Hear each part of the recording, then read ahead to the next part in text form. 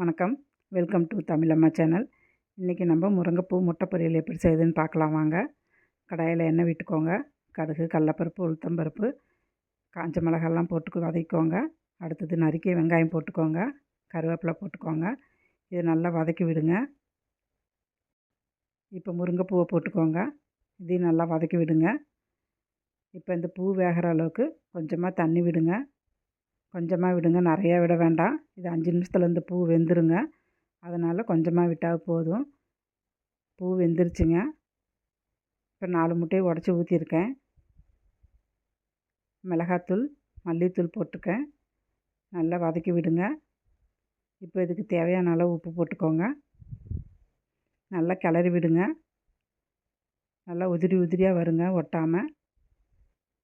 அவ்வளோதாங்க, முருங்கைப்பூ முட்டை பொரியல் ரெடி ஆகிடுச்சு பாருங்கள்.